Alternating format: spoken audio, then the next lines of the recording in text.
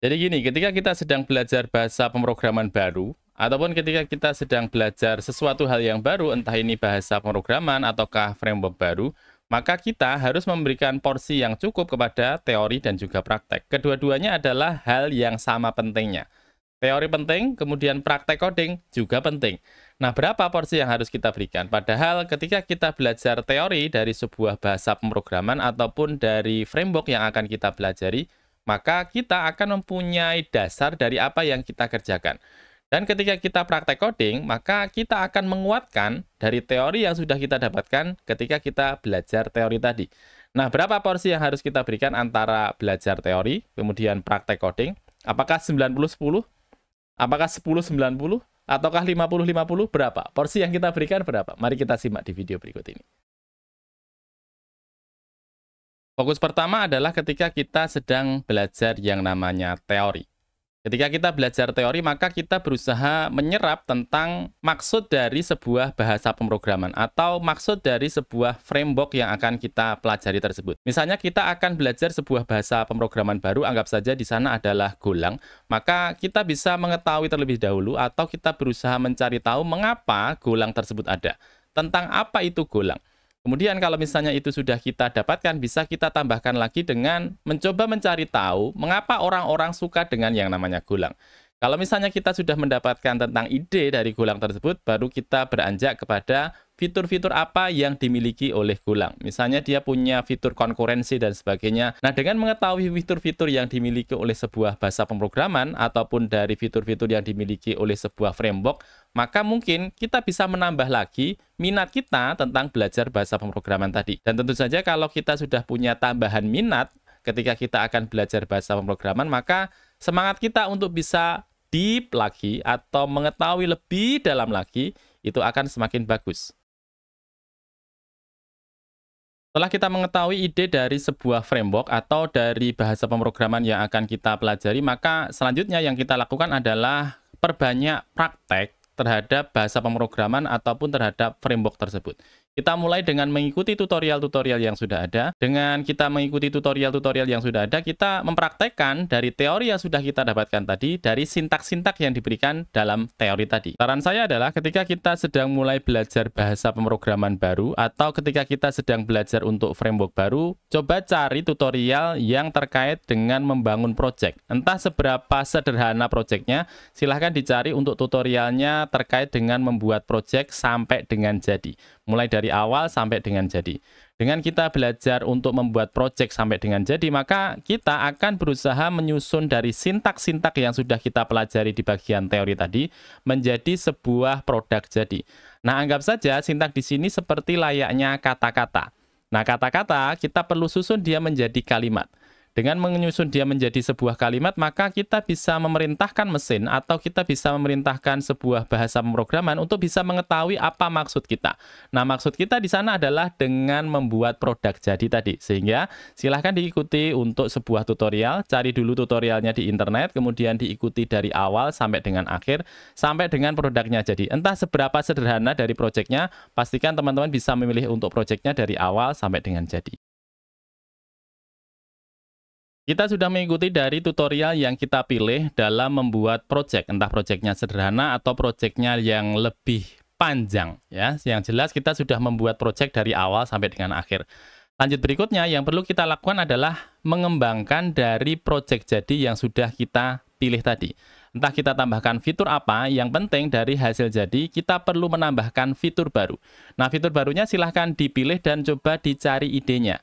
Nah, dari ide yang kita dapatkan tadi, coba kita buka lagi dari teori yang sudah kita dapatkan ketika kita belajar teori tadi, kita coba aplikasikan lagi dari project yang sudah jadi tadi. Sehingga kita kembangkan dari project yang sudah ada. Dengan cara ini juga kita bisa mencegah dari yang namanya tutorial hell. Nah, apa itu tutorial hell? Tutorial hell adalah di mana kita berpindah dari satu tutorial ke tutorial yang lain.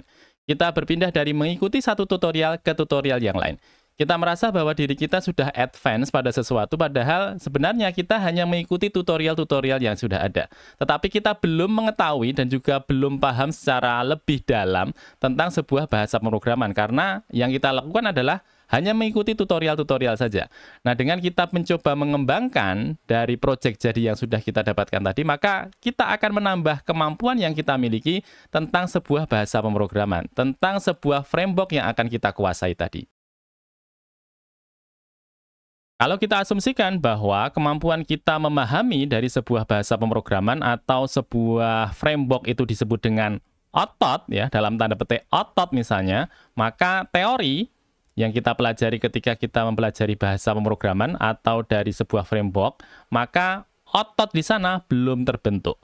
Begitu juga ketika kita sudah mempelajari sebuah bahasa pemrograman dari teorinya, kemudian kita beranjak dengan mencoba mengikuti tutorial yang sudah ada dari awal sampai dengan akhir, di sana otot belum terbentuk secara maksimal.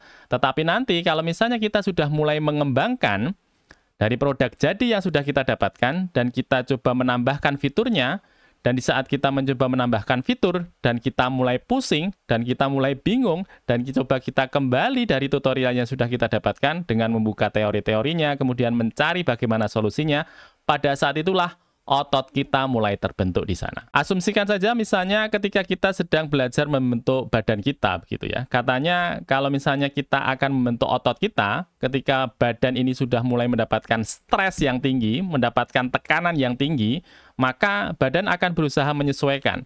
Di saat dia menyesuaikan, maka otot-otot tubuh ini akan mulai terbentuk. Nah, ketika kita sudah mendapatkan stres yang tinggi, kemudian mendapatkan tekanan yang tinggi, maka otak kita, atau dalam hal ini adalah badan kita, ini akan menyesuaikan. Di saat dia menyesuaikan, maka kita akan mulai mencoba menyusun lagi konstruksi otak kita untuk bisa memperdalam dan juga menguasai dari bahasa pemrograman yang akan kita kuasai tadi. Maka kalau ditanya tentang berapa persentasenya antara teori dan juga praktek, apakah 70-30, apakah 40-60? Kalau saya sendiri tidak bisa menjawab. Yang jelas adalah porsi yang kita berikan kepada praktek coding ini harusnya lebih besar daripada kita mempelajari teori. Saya jadi ingat ketika dulu sedang belajar sebuah bahasa baru, bukan bahasa pemrograman ya, bahasa manusia dalam hal ini. Sering guru saya mengatakan kepada saya sebuah kalimat yang sampai sekarang masih saya ingat. Teori secukupnya, praktek sebanyak-banyaknya. Begitu juga ketika kita sedang belajar sebuah bahasa pemrograman ataupun ketika kita sedang belajar framework, maka kalimat tersebut masih saya gunakan. Teori secukupnya, praktek sebanyak-banyaknya. Yang menjadi catatan adalah bahwa ketika kita sedang belajar sebuah bahasa pemrograman baru atau ketika kita sedang belajar untuk framework baru, maka yang terjadi adalah iterative learning process, kata-katanya seperti itu. Jadi ketika kita sedang belajar, kemudian kita melakukannya secara berulang. Kita mulai belajar teorinya, kemudian kita mencoba mencari tutorial membuat proyek sederhana, kemudian coba kita kembangkan dari proyek sederhana tadi, kemudian ketika kita sedang mengembangkan dari proyek sederhana tadi, kita menemui kebuntuan. Kita coba kembali lagi untuk mencoba mencari tutorialnya, kemudian coba kita baca lagi dari teori-teori yang sudah ada, kemudian kita coba tutorialnya lagi, muter begitu saja. Itulah yang dinamakan dengan iterative learning process. Capek, tetapi sangat menyenangkan. Sehingga ikuti saja prosesnya, ikuti saja iterative learning prosesnya, tidak linear tapi menyenangkan untuk diikuti. Langkah berikutnya adalah penting bagi kita untuk mencoba mencatat setiap progres yang kita lakukan. Bagi kita seorang programmer, salah satu tempat yang bisa kita gunakan adalah di GitHub ya, atau di repository yang kita punya. Saya juga meletakkan juga untuk setiap progres yang saya punya di channel YouTube saya. Nah, kadang kita juga punya blog, bisa juga nanti kita masukkan untuk progresnya di sana. Nah, tujuannya apa? Tujuannya adalah ketika nanti suatu saat kita sudah pada titik tertentu, kemudian coba kita lihat lagi apa yang sudah kita lakukan sebelumnya, maka kita akan sadar bahwa ternyata kita ada progres loh, kita ada perkembangan yang kita miliki. Dari sebelumnya belum tahu menjadi agak tahu, dari yang sebelumnya agak tahu menjadi lebih tahu, kemudian sampai kepada titik advance berikutnya. Nah, contohnya di sini saya punya sebuah project di GitHub ya. Projectnya adalah membuat pencarian di Shopee. Saya coba lakukan beberapa saat yang lalu, berjalan, tidak masalah. Tetapi ketika saya mendapatkan pesan, entah di Instagram ataupun di email, ternyata untuk proyek yang saya lakukan tersebut, progresnya sudah tidak bisa berjalan lagi. Karena ketika kita melakukan pencarian di Shopee, ternyata sekarang dia butuh untuk autentikasi terlebih dahulu. Nah, ini saya baru proses untuk menyelesaikannya, mencoba mencari tahu bagaimana sebenarnya untuk menyelesaikannya. Nah, penting bagi kita seperti tadi saya sampaikan, untuk mencatat ataupun membagikan apa yang sudah kita lakukan ataupun progres apa yang sudah kita lakukan terkait dengan proses mempelajari entah bahasa pemrograman ataupun tentang framework yang berusaha kita kuasai tadi. Pesan saya di bagian akhir ada dua. Yang pertama, untuk menguasai sebuah bahasa pemrograman, maka hal yang terjadi adalah iterative learning process. Kita lakukannya secara berulang dan kata kuncinya adalah teori secukupnya, praktek sebanyak-banyaknya. Teori secukupnya, praktek sebanyak-banyaknya. Kemudian yang kedua, kalau misalnya kita sudah menguasai untuk satu bidang, menguasai dalam hal ini tidak harus kita tahu semuanya, tetapi ketika ada masalah kita tahu bagaimana cara menyelesaikannya, maka berilah berikutnya untuk porsi kita belajar hal yang lain. Mungkin kita belajar untuk bahasa pemrograman yang lainnya, atau kita belajar untuk menguasai framework yang lainnya. Seperti yang disampaikan di dalam buku yang pernah saya baca di sini, untuk bukunya adalah Ring. Jadi memang sekarang orang-orang lebih suka kepada orang yang generalis, lebih bisa menguasai banyak hal daripada menguasai satu hal secara mendalam. Terima kasih, itu saja dari saya, dan wassalamualaikum warahmatullahi wabarakatuh.